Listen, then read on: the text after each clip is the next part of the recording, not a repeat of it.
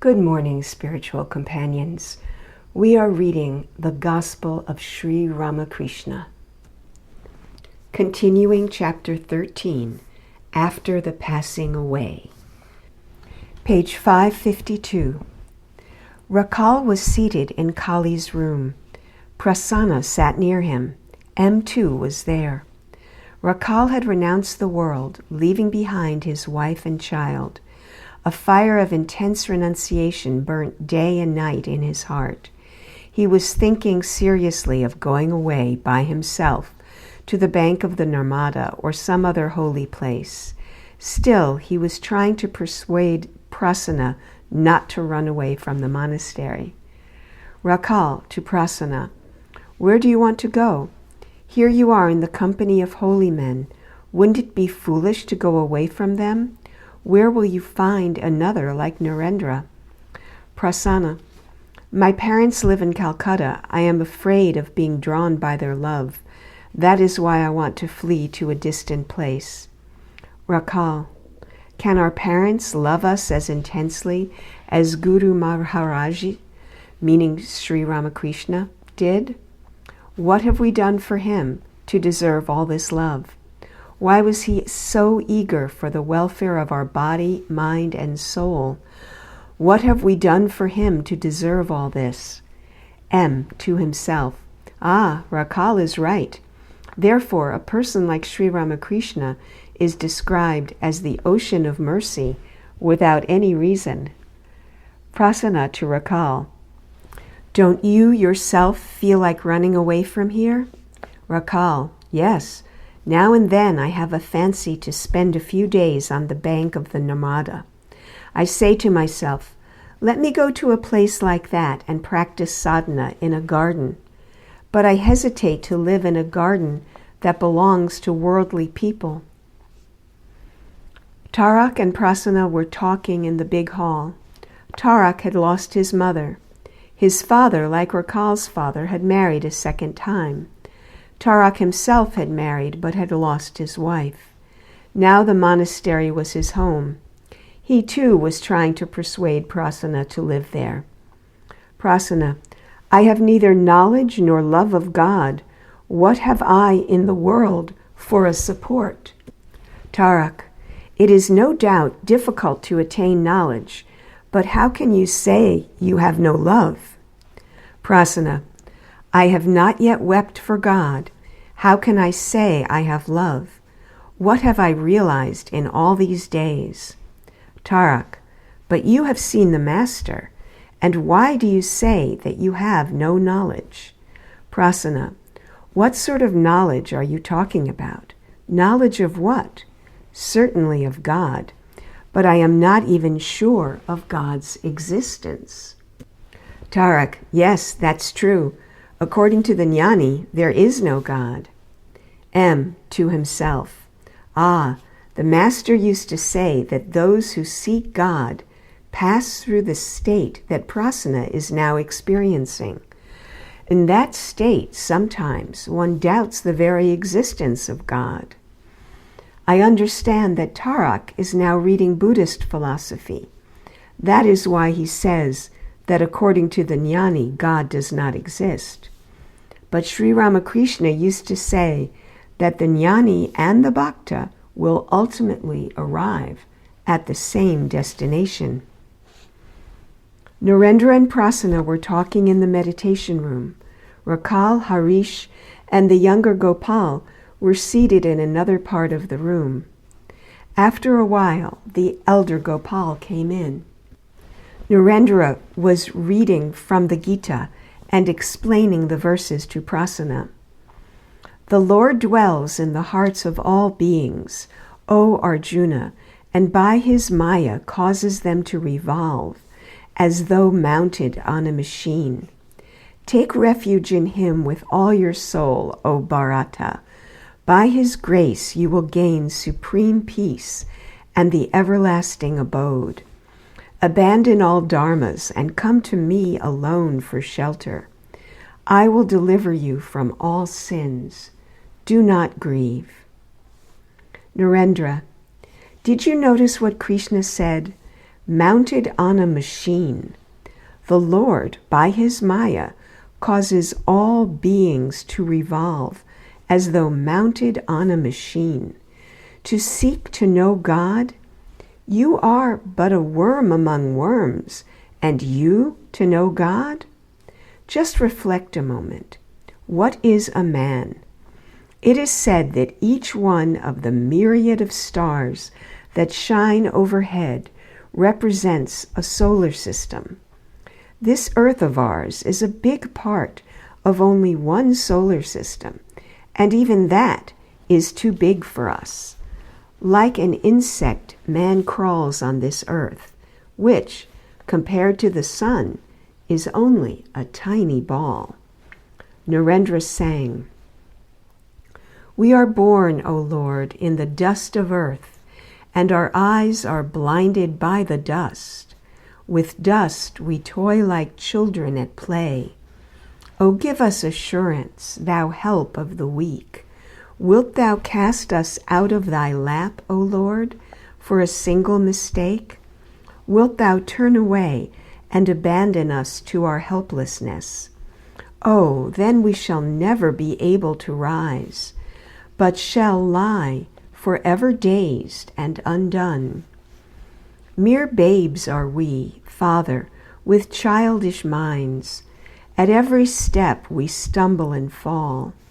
Why, then, must thou show us thy terrible face? Why, Lord, must we ever behold thy frown? Small we are, oh, do not be angry with us, but tenderly speak to us when we do wrong. For though thou dost raise us 100 times, 100 times we shall fall again.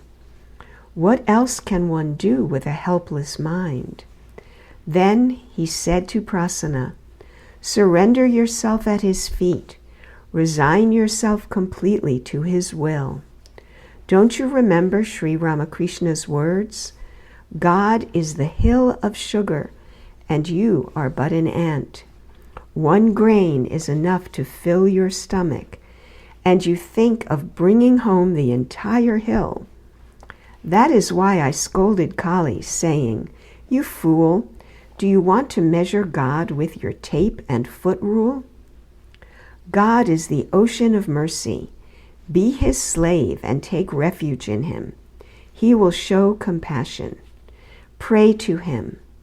Protect me always with thy compassionate face. Lead me from the unreal to the real, from darkness to light, from death to immortality. Reveal thyself to me and protect me always with thy compassionate face." Prasanna: What kind of spiritual discipline should one practice? Narendra: Repeat his name. Prasanna: Now you are saying that there is a God.